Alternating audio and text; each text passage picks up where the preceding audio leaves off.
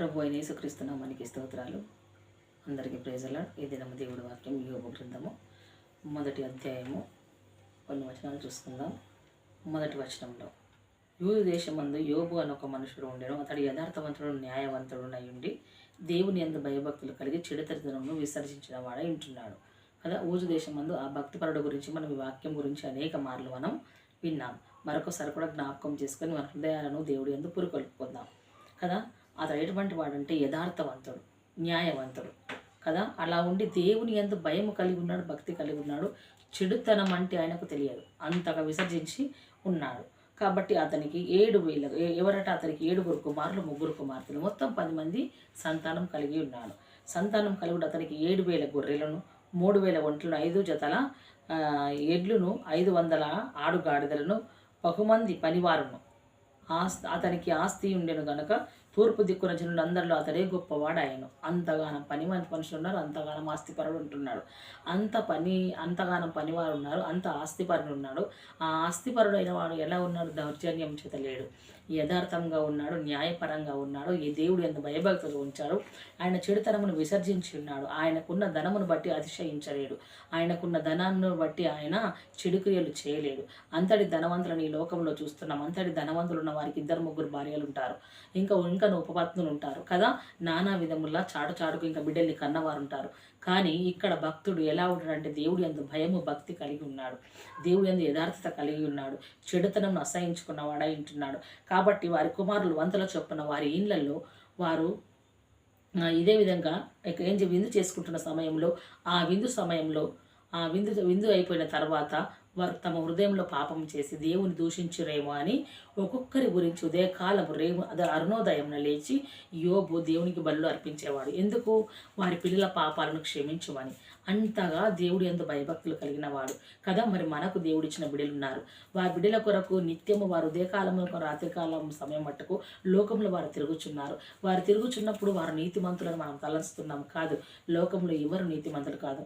భూమి మీద పుట్టిన ఏ నరుడును కూడా నీతిమంతుడు కాడు. కాబట్టి మరి మన బిడ్డల కొరకు మనం ఎలా ప్రార్థిస్తున్నాము? ప్రభువా, నా బిడ్డలు చేసిన పాపాలు క్షమించి వారి మీదకి దోషం రాకుండా ఉండని ప్రభువా అని అరుణోదయం ఉదయకాలం లేచి పిల్లల గురించి ప్రార్థిస్తున్నామా? అసలు ప్రార్థించే తల్లిదండ్రులమై ఉంటున్నామా? అసలు బిడ్డల గురించి మనము ఏం ఆలోచిస్తున్నాం? ఉద్యోగాలు, వారి జీవితాల గురించి ఆలోచిస్తున్నాం. అటువంటివి కూడా ఆలోచించేటప్పుడు ఇటువంటి ఆధ్యాత్మిక జీవితం కూడా మనం ఆలోచించాలి. మొట్టమొదటిగా అందులో గనక దేవుడిని మనం ప్రార్థించినట్లయితే అది దేవుడు వారికి కంచెగా ఉంచుతాడు. వారిని కుడి ఎడమకు తొలగనివాడు. లోకంలోకి వారు వెళ్ళినను వారికి మనం చేసే ప్రార్థన, మనం ఇంట్లో కదలికను వారు బయటకు వెళ్ళినప్పుడు దేవుడు వారికి జ్ఞాపకం చేస్తారు. వారు భయం కలిగి బ్రతుకుతారు కదా. అలా ఉంటున్నప్పుడు ఆ విందు దినముల పూర్తయిన తర్వాత యోబు తన కుమారులు చేసిన ప్రతిదానిని దేవుడు అలా చేసి ఉన్నాడు. అలా చేసి ఉన్నప్పుడు యోబు ఒక్కరోజు చేయలేడు. అది ప్రతి దినము అలా అరుణోదయంలో దేవుడికి బలులు అర్పించి ప్రార్థించేవాడు అన్నట్లు. ఆ దినంగా ఉంటుండగా ఇక్కడ ఏం జరిగిందంటే, ఒక దినం నాడు దేవదూతలు యెహోవా సన్నిధి నిలుచుటకై వచ్చిన దినం ఒకటి తటాస్థించను. ఆ దినమున అపవాదియగువాడు వారితో కలిసి వచ్చెను. నీవు ఎక్కడి నుండి వచ్చినవని దేవుడు అని అడిగాడు. ఒక దినం వచ్చింది కదా. ఆ దినం అందరు పరలోకంకు దూతలందరూ వెళ్ళారు. వెళ్ళినప్పుడు వారితో కూడా ఈ అపవాది కూడా వెళ్ళినప్పుడు ఎక్కడి నుంచి వచ్చినావు అన్నప్పుడు అపవాది ఏమన్నా మనకు తెలుసు. భూమి మీద నేను అటు ఇటు తిరుగులాడచ్చు వచ్చి తిని అని అన్నాను. అంటే మనం పని పాట లేకుండా ప్రభు సన్నిధిలోకి ఎవరు వెళ్ళారు? దేవదూతలు వెళ్ళారు. దేవదూతలతో కలిసి వెళ్ళింది ఎవరు? అపవాది. ఇప్పుడు ప్రార్థించుటకు సంఘాలలోకి మనం వెళ్తాం, ప్రార్థించుటకు కూర్చుంటాం. కొందరు మనుషులు ప్రార్థన జీవితం లేకుండానే గావరన్నట్లు తిరుగుతూ ఉంటారు వాళ్ళు కదా. ఆ లోకంలో తిరుగుతూ ఉంటారు. ఇక్కడ ఎటు చెప్తారు, అక్కడ ఎటు చెప్తారు. అవే వార్తలు తీసుకొని పరిశుద్ధ సన్నిధికి వస్తారు. ఆ ప్రార్థనలో నిలకడగా ఆత్మీయంగా ఉన్న వారి హృదయాలలో, ఆ చెవులలో ఈ రహస్యాలను ఊదుతూ ఉంటారు అన్నట్లు. అంటే అటు ఇటు తిరుగులాడుచూ ఉంటారు. జాగ్రత్త. తిరుగులాడు వారు ఎవరి సంబంధి?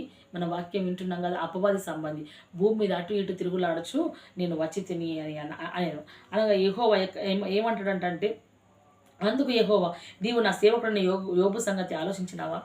యేసుక్రీస్తుల వారు ఒక భక్తుడి గురించి అపవాదైన సాతానుతో పరలోక రాజ్యంలో అధికారం కూడిన రాజ్యంలో ప్రస్తావిస్తున్నాడు అంటే ఒకసారి జ్ఞాపకం ఉంచుకోండి. భూమి మీద నరుణ్ణి చేశాడు దేవుడు. చేసిన దేవుడు వారిని వదిలిపెట్టాడా అంటే వదిలిపెట్టలేడు.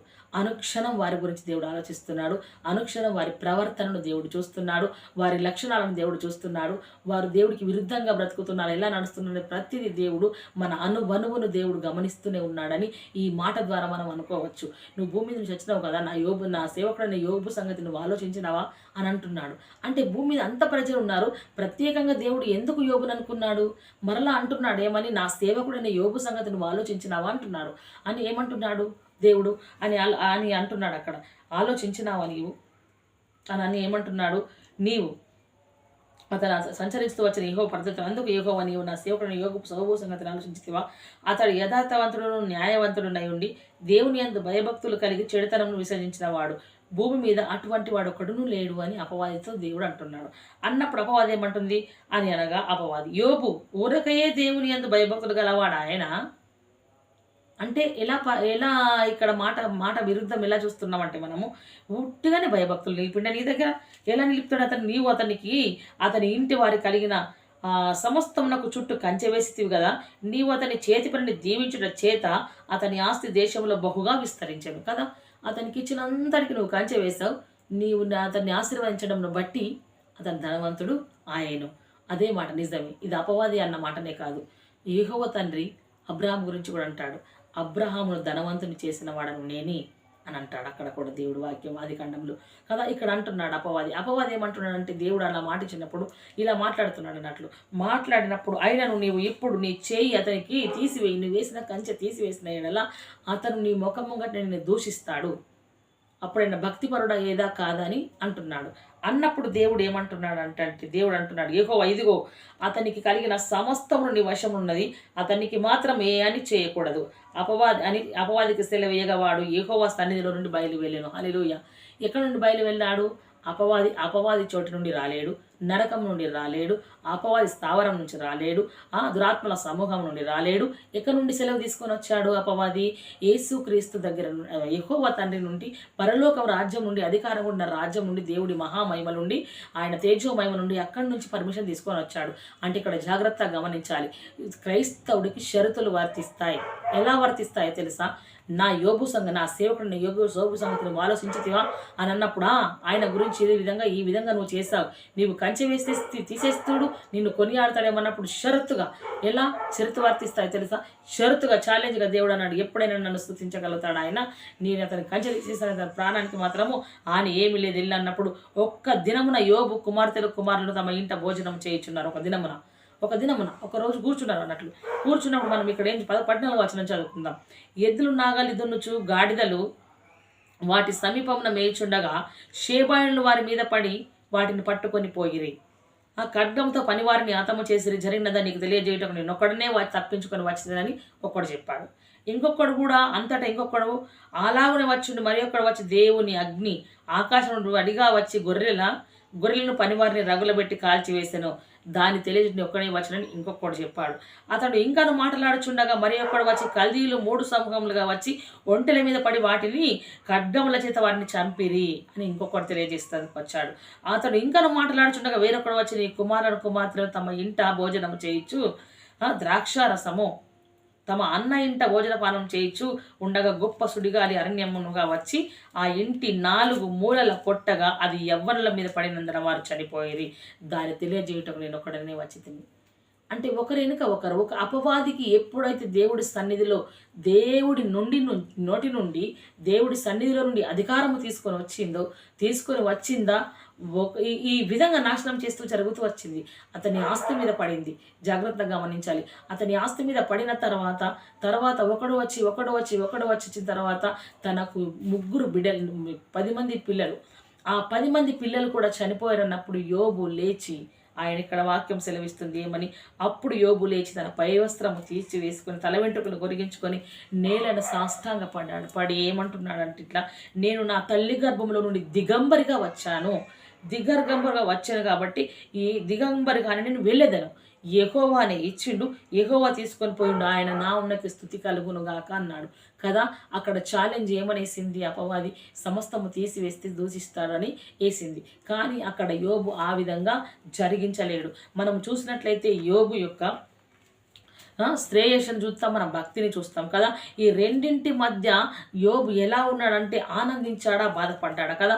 యోబు శ్రమలు ఒక సవాల్గా తీసుకున్నాడు. అసాధారణంగా ఉన్నప్పటికీ సంపన్న వ్యక్తి కదా, అసాధారణ స్థితిలో ఇప్పుడు ఉన్నాడు. కానీ ఒక సంపన్నగా ఉన్న వ్యక్తి ఒక్కసారిగా అన్నీ కోల్పోయాడు. పిల్లల విషయంలో అయితే విషాదం అతను పొంది ఉన్నాడు. బలి అర్పించిన దేవుని ద్వారా విడుదల పొందగలిగి ఉంటారు. అంటే వారు పండగ చేసుకుంటున్నారు. అక్కడ పిల్లలు ఏం చేసుకుంటున్నారు, తన అన్న ఇంట్లో విందు చేసుకుంటున్నారు.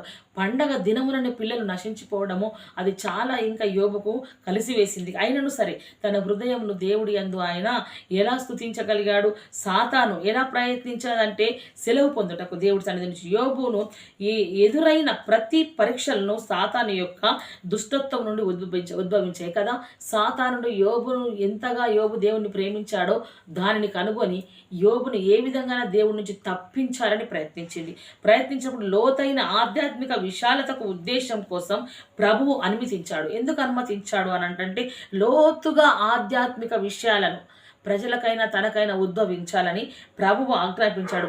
దేవునికి ధర్మానికి విరుద్ధమైన ఆధ్యాత్మిక శక్తి దేవునిపై ప్రేమ కలిగి ఉన్న వారికి, అంటే మనము విశ్వాసులము దేవుడిపై ఎంతైతే మనం ప్రేమ కలిగి ఉంటున్నామో ఆ ప్రేమలో నుండి అది ఏం చేసిందంటే బాధ పెట్టడానికి, తప్పుదారి పట్టడానికి సాధ్యమైనంత వరకు దేవుడి ప్రేమ నుండి ప్రజలను, క్రీస్తు బిడ్డలను, విశ్వాసులను తప్పించాలని దాని ప్రయత్నం చేస్తూనే ఉంది. కానీ దాని ప్రయత్నము విఫలమని దానికి తెలుసు.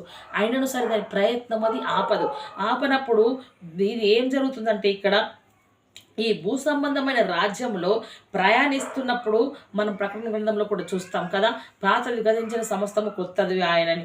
అది నొక్కి నొక్కి చెప్తుంది అన్నట్టు దేవుడి మాట.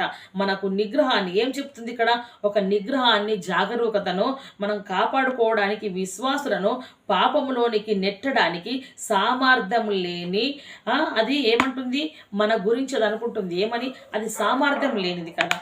విశ్వాసులను దేవుడి నుండి తప్పించడానికి, అది ఏ విధంగా నిగ్రహం నుంచి తప్పించడానికి అది సామర్థ్యం లేని శక్తి కలది కదా. ఎవరు అపవాది. మనం చూసుకున్నాం అక్కడ దాని విషయంలో. అదే రీతిగా చూసుకున్నట్లయితే యోబు ఆస్తులను, పిల్లల్ని కోల్పోయినప్పుడు యోబు కష్టాలను, అతని పైన సాతాను విసిరిన పంజాను మనం చూస్తున్నాం. పిల్లలు పండుగను ప్రారంభించిన రోజున యోబు అనేక బాధలను మునిగిపోయాడు. విలువైన ఆస్తులు, అతనికి 10 మంది పిల్లలు విషాదకరమైన మరణమును రుచూశారన్నట్లు కదా. నుంచి అయితే తెలిసినవి అన్నీ పోయిన తన పిల్లల వలె కనీసము అన్నీ పోయినను పిల్లలైనను నాకున్నారు, ఓదార్పు కలుగుతుందని దానికి తన ఉనికి లేదు యోబుకు. ఒకసారి జాగ్రత్తగా గమనించాలి మనం. తనకు ఆ ఉనికి అనేది లేదు. ఓదార్చు అన్ని పోయినాయి పోయినాయి, నా బిడ్డలైనా నాకు దక్కారు అని ఆ ఉనికితో బ్రతకడానికి తన ఉనికి తనకు లేకపోయింది. ఒక్కసారి గమనించండి. లోకంలో మనం బ్రతుకుతున్నాం, క్రైస్తవులమైన వారం, మనకు కూడా శ్రమలు కలుగుచున్నాయి. కానీ శ్రమలు మనము కూడా అరుణోదయం లేస్తున్నామా, యథార్థను అనుసరిస్తున్నామా, దేవుడి యందు భయభక్తులు కలిగి ఉన్నామా, న్యాయపరంగా ప్రవర్తిస్తున్నామా, ప్రజల ఎడల దేవుని ఎదుట చెడుతనంను మనం విసర్జించుకుంటున్నామా, లేదంటే మనకు కలిగిన శ్రమను బట్టి అదే శ్రమ కలిగింది కదా.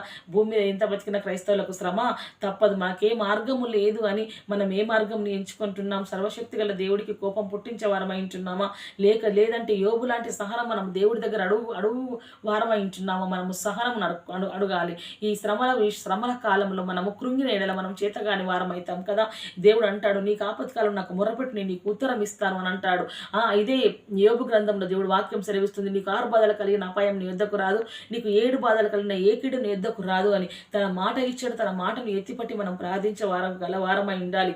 మనం ప్రార్థిస్తూ దేవుడి సన్నిధిలో అపవాదికి చోటు ఇవ్వకుండా అది మన కుటుంబాలు చెల్లాచెదరలు చేసి ఇక పైనకు లేవలేరు అని మన కుటుంబాన్ని కుదిపివేసిన సమయంలో, మన ఆశలు అణగారిపోయి మనకు ఆశ లేని సమయంలో, మన చుట్టూ పరిస్థితులన్నీ వ్యతిరేకంగా ఉన్నప్పుడు మనం ఇక లేవలేము, గుంటలో ఉన్నాం, పైకి లేవు, నెత్తుటకు మనకు అసలు అవకాశాలు లేవు, మనకు సహాయము చేయుటకు అసలు ఆశ అనేది మనకు లేదు, మన పరిస్థితి ఏంటి అనే సమయంలో దేవుని వైపు చూడు, నిరీక్షించు. నీ నిరీక్షణ ఎప్పుడు నిన్ను సిగ్గుపరచ దేవుడు వాక్యం సెలవిస్తుంది. నీవు దేవుని యందు నిరీక్షణ కలిగి ఉన్నావా? ఎప్పుడు నిన్న నిరీక్షణ సిగ్గుపరచ. ఎందుకో దేవుడు తెలుసా? దేవుడు మనల్ని చూస్తున్నాడు, మన ప్రవర్తనను చూస్తున్నాడు. కొంతకాలము అపవాదికి దేవుడు నీ కొరకు నీ గురించి ఆయన కండిషన్తో మన గురించి షరతు కొట్టాడు. అక్కడ ఎలా షరతులు వర్తించాయో తెలుసా మనకు? మనము దేవుడి యందు భయభక్తులు కలిగి ఉన్నాం, ఆయన మార్గం తప్పితే తిరుగుటం లేదు. ఆయన అటువంటి కంచె వేశాడు, ఆయన కంచెలో మనల్ని ఉంచాడు. కాబట్టి అపవాది మనల్ని ఎంతగానో పడగొట్టాలని చూసినప్పుడు దాని ప్రయత్నం విఫలమని దానికి తెలిసినప్పటికీ అది ప్రయత్నం చేస్తుంది కదా. ఆ అపవాదిని చూసి మనం నేర్చుకున్నాలి. అది విఫలమైపోతుంది అని తెలిసి విశ్వాసాల మీద పంజాలు విసురుతున్నది. మరి మనకు నిరీక్షణ, ఈ శ్రమలలో నిరీక్షణ కలిగి మనం ఉండి క్రీస్తు మనల్ని కాపాడుతాడని పట్టుదల కలిగి నిరీక్షించి మనం ఫలిస్తామనే నమ్మకంతో మనము కూడా దేవుని యందు ప్రార్థించాలి. ప్రార్థనలో అపవాదితో పోరాడాలి. నిత్యము శత్రువైన సాతానుడితో మనం పోరాటం జరుగుతూనే ఉండాలి. క్రైస్తవుడికి ఇది ఆత్మీయ పోరాటము. ఈ పోరాటంలో మనం నిత్యము ప్రార్థనలో దేవుడి పాదాలు పట్టుకొని పెనుగులు ఆడుతూ మనము ఉండాలి. అదే యోబు విషయంలో చూసినట్లయితే ఇంకను ఇక్కడ దేవదూతలు యెహోవా సన్నిధి నిలుచుటకు 2వ మారు వచ్చినప్పుడు వారితో అపవాది యెహోవా సన్నిధి నిలుచుటకు మరలా వచ్చింది. యెహోవా అక్కడ అన్నాడు, నీవెక్కడి నుంచి వచ్చితివి అనగా, అపవాది భూమి అందు అటు ఇటు తిరుగుతూ నేను సంచరిస్తూ వచ్చిందని సెలవిచ్చాను. అందుకు యెహోవా, నీవు నా సేవకుడైన యోబు సంగతిని నీవు ఆలోచించితివా అని అన్నాడు కదా. యోబు సంగతి ఆలోచించుతావా? తన దేవుడి యందు భయభక్తులు కలిగి చెడుతనమును విసర్జించిన వాడే భూమి అటువంటి వాడు ఎవ్వడు లేడు. నిష్కారణముగా అతన్ని పాడు చేయుటకు నీవు నన్ను ప్రేరేపించినను అతడు ఇంకా యథార్థత వదలక నిలకడగా ఉన్నాడు అన్నాడు కదా. నిష్కారణంగా నన్ను ఉత్తగా ప్రేరేపించినవు నువ్వు అపవాది, నా భక్తుడైన యోబు సంగతి నువ్వు చూడు అని అన్నాడు దేవుడు అంటే అదేమని, నీవు అన్ని తీసేసినావు కాబట్టి అతని చర్మంను కాపాడుకుంటకు తన ప్రాణంను కాపాడుటకు అతనికి కలిగిన యావత్తును నువ్వు నరుడిచ్చినవి కదా అని నేను. అప్పుడు ఇంకొక పారి నీవు పోయి అతనికి ఎముకలను అతని దేహమును మొత్తినడేలా అతడు నీ ముఖం ఎదుట నేను దూషించును అని మరలా అపవాది అన్నప్పుడు అప్పుడు దేవుడు అంటాడు, అతను నీ వశంన ఉన్నాడు, నీ వెళ్ళి అతని ప్రాణముకు మాత్రం హాని జరగద్దు అన్నప్పుడు అపవాది వెళ్ళి అతని ఒళ్ళు అతను ఏమంటే ఎలా బాధలు అరికాల మొదలొక నడినెత్తి వరకు అతనికి భయంకరమైన కురుపులు కలగజేసినప్పుడు అతను చిల్లిపెంక తీసుకొని గోక్కుంటాడు. వాటిని కురుపులను చిల్లిపెంక తీసుకొని గోక్కుంటే ఆ కురుపుల నుంచి నీరు వస్తుంది. మనం చూస్తాం ఆ నీరు కారుతూ, అంటే అరికాల నుంచి తల వరకు కురుపులు అయినాయి. ప్రతిదాన్నైనా దురదకు గోకుతున్నాడు. గోకినప్పుడు ఆ నీరు కారుతున్నప్పుడు అతని వాసన రాదా?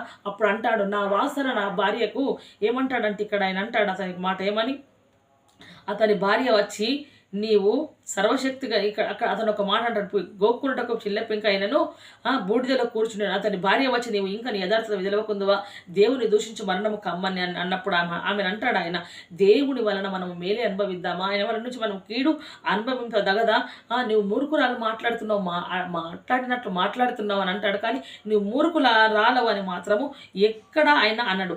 అన్నప్పుడు ఆయన నోటి మాట చేత కూడా పాపం చేయడు.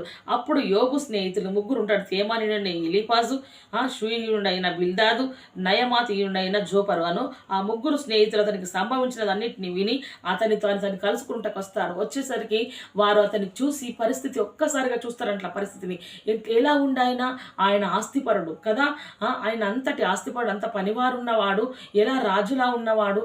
ఇప్పుడు ఒకేసారి చూసేసరికి బూడిదలో కూర్చున్న స్థితి పరిస్థితి తారుమారు అయింది. వీరు చూసి దూరం నుండి వీరు వస్త్రాలు చింపుకొని ముఖంకు బట్ట పెట్టుకొని 7 రోజులు అతనితో కూడా గడుపుతారు. వారు మాట్లాడుతూనే ఉంటారు. మనకు తెలుసు. తర్వాత యోబు మాట్లాడుతూ అంటాడు ఏమని, నా తల్లి గర్భము ద్వారా అది గర్భద్వారం మోయబడినందునకు నా ఆత్మనేత్రంలోని, ఇలా చాలా దేవుడి వాక్యం మీద అంత గ్రంథంలో చూసినట్లయితే అతను బాధపడుతూనే ఉంటాడు. అయితే తేమానుడైన ఎలీఫాజు ఏమంటాడనంటే, నీవు అనేకులకు బుద్ధి చెప్పిన వాడవు, బలహీనులను బలపరిచిన వాడవు, నీ మాటల చేత త్రొట్టిల్లో వాడిని ఆదుకొని ఉన్నావు, నువ్వు కృంగిన మోకాలను నువ్వు బలపరిచి ఉన్నావు. అయితే ఇప్పుడు నీకు శ్రమ కలగగా నీవు దుఃఖక్రాంతుడవైతివి అంటే యోబు బాధపడుతున్నాడు, ఏడుస్తున్నాడు కదా. అలా బాధపడుతున్నప్పుడు అప్పుడు అంటే నీ భక్తి నీకు ధైర్యం పుట్టింపదా అని అంటున్నాడు స్నేహితులు కదా. నీ యథార్థత నీకు నిరీక్షణకు ఆధారము కాదా? నిజమే, మనం యథార్థంగా అన్ని బాగున్నప్పుడు యథార్థంగా ప్రవర్తిస్తాం చూడు, ఆ యథార్థత మనకు ఆధారం అవుతుంది. మనం అన్ని బాగున్నప్పుడు మనం భక్తి చేస్తాం చూడు, ఆ భక్తిని జాగ్రత్తగా కాపాడుకునే శ్రమలలో కూడా అది నమ్మకంగా కాపాడుకుంటే ఆ భక్తి మనకు ధైర్యాన్ని పుట్టించగలిగిన ఉంటుంది. అదే చూసినట్లయితే ఇక్కడ 5వ వచనంలో కూడా అంటాడు, అయితే నేను దేవుని ఆశ్రయించుదును, దేవునికే నా వాద్యం అప్పగించుదును, ఆయన పరిశోధింపజాలని మహాత్య కార్యములు లెక్కలేని అద్భుత కార్యములు చేయవాడు, ఆయన భూమి మీద వర్షంను కురిపించేవాడు. ఈ విధంగా యోబు మాట్లాడుతూనే ఉంటాడు. కాబట్టి ఇక్కడ మన వాక్యం చూసుకున్నట్లయితే దేవుడు గద్దించు మనుషుడు ధన్యుడు. కాబట్టి సర్వశక్తుల దేవుడు శిక్షను ఎప్పుడు మానవుడు తృణీకరించకూడదు. మొదటి వీడియోలో కూడా మనం చూసుకొని ఉన్నాం దేవుడు వాక్యాన్ని. ఎందుకంటే దేవుడు మనల్ని ఎలా కాపాడుతున్నాడు, అలా కాపాడుతున్నాడు. ఎంత కింది వరకు చూసినట్లయితే అతను పూర్ణ వయస్సు గలవాడై దేవుడి సన్నిధికి చేరును అని వాక్యం అంతయో మనకు ఇక్కడ చూసుకుంటాం యోబు విషయంలో. అలా చూసుకున్నప్పుడు భూమి మీద నరుల కాలం యుద్ధ కాలము వంటిది కాదా అని ఆయన తెలుసుకుంటాడు. ఈ శ్రమలలో యోబు సమస్తమును తెలుసుకుంటాడు. అప్పుడు మహిళుడైన బిల్దదు ఇట్లను, ఎంతకాలము నీవు విట్టి మాటల చేత నీ నోటి మాట సుడిగాలి వంటి వాయను. దేవుడు న్యాయ విధిని రద్దుపరచున, శక్తి గల దేవుడు న్యాయమును రద్దుపరచున. నీ కుమారులు ఆయన దృష్టికి పాపం చేసిరేమో, కావుననే వారు చేసిన తిరుగుబాటును బట్టి ఆయన వారిని అప్పగించనేమో. నీవు జాగ్రత్తగా దేవుని వెతికినేలా. ఇలా యోబును హింసిస్తూనే ఉంటారు. ఎవరు హింసించారంటే ప్రాణ స్నేహితులు యోబును హింసిస్తూనే ఉన్నారు కదా.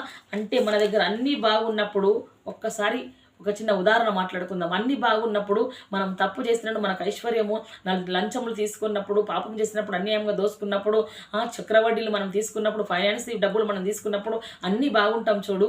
అవన్నీ పాపాల వారు ఎదుట కనబడను వారు నీకేం ఆయనకేమైనా రాజు అంటారు కదా.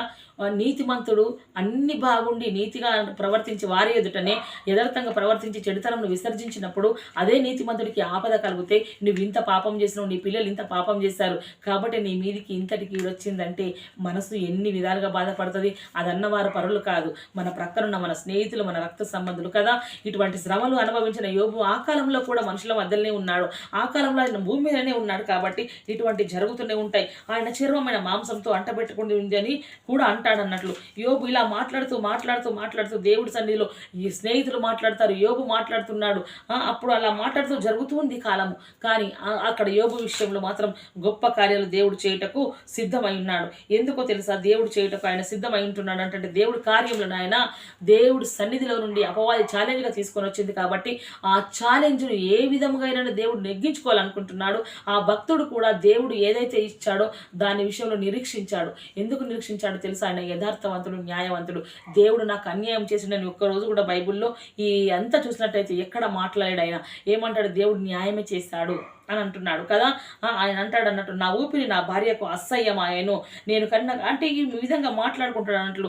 నా ప్రాణ స్నేహితులు నన్ను మర్చిపోయి ఉన్నారు, నా ఇంటి దాసదాసీలు నన్ను అన్యునిగా ఎంచుతున్నారు. నేను ఒకరిని పిలిస్తే వాడు పలకట్లేదు అంటే అప్పుడు మాట సెలవిస్తే వచ్చిండ్రు, ఇప్పుడు పలకట్లేదు అన్నట్లు. ఇలా దేవుడి హస్తము నన్ను మొత్తినందున నా మీద జాలిపడుడి, నా స్నేహితులారా నా మీద జాలిపడుడి అంటున్నాడు యోబు. జాలిపడడం కాదు, వారు ఇంకా ఆయనను మాటల చేత ఇలా అంటున్నారు అన్నట్లు. వాళ్ళు మాటల చేత అన్నప్పుడు ఆయన అంటాడు, నా తల్లి గర్భంలో నేను మరణించిన నాకు ఎంత మేలు అని అంటున్నాడు కదా. ఆయనకు వచ్చిన శ్రమలు అంత బహుభయంకరమైనవి అన్నట్లు. ఆశ్రయం లేదు, ఆశ లేదు. ఆశ్రయించవలసిన స్నేహితులు అతన్ని ఆశ్రయించలేకపోయారు.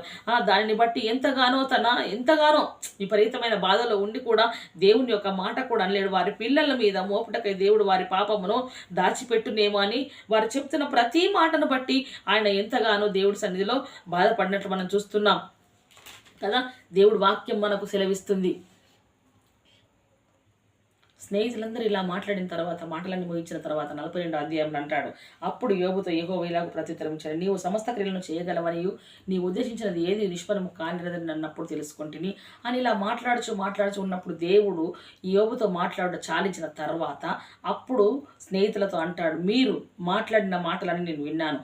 నా యోబు ఎలా పలికాడు, మీరు ఎలా మాట్లాడుతున్నారు ఆ మాటలు అని చెప్పి, మీరు కాబట్టి 7 ఎడ్లను 7 పొట్టేళ్లను మీరు తీసుకుని వెళ్ళి నా సేవకుడిని యోబు నిమిత్తము పోయి మీరు యోబు యొద్దకు పోయి మీ నిమిత్తము దహన బలి అర్పింపవలెనని, అప్పుడు నా సేవకుడైన యోబు మీ నిమిత్తము ప్రార్థన చేయును.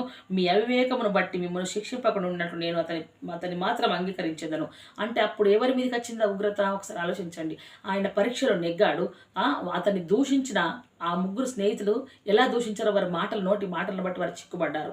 ఆ చిక్కుబడ్డ దాన్ని బట్టి దేవుడు అంటున్నాడు, మీరు ఇటువంటి శిక్షలో దయచేసి మీరు శిక్షకు కారకులు కాకున్నట్లు నా యోబు సంగతి చూస్తున్నారు కదా, మీరు ఆయన దగ్గరికి వెళ్ళండి. ఇలా తీసుకొని వెళ్తే మీ నిమిత్తం యోబు ఇలా నాకు ప్రార్థన చేస్తాడు, మా యోబు నేను అంగీకరిస్తాను, మిమ్మల్ని కాపాడుతాను యోబుని బట్టి అని అంటున్నారు. అలా యోబు తన స్నేహితుల గురించి ప్రార్థన చేసినప్పుడు యోబు పూర్వపు స్థితి మరలా అతనికి దయచేయబడ్డప్పుడు అప్పుడు తన సహోదరులను, అతని అక్క చెల్లెళ్లను, ముందు అతనికి పరిచయమైన వారు వచ్చి అతనితో కూడా ఇంటి అన్నపానములు పుచ్చుకొని అతనికి ఏమంటారంటే, అతని మీదికి వచ్చిన సమస్త బాధను గూర్చి ఎంత లేసి దుఃఖములు పొందితివి, అతని కొరకు దుఃఖించు, అతన్ని ఓదార్చి, ఇదియుగాక ఇంకొకడు ఒక వరహానమును ఒకవాడు బంగారం ఉంగరమును అతనికి తెచ్చి ఇచ్చాను. హల్లెలూయా. ఎప్పుడు ఇచ్చిండు?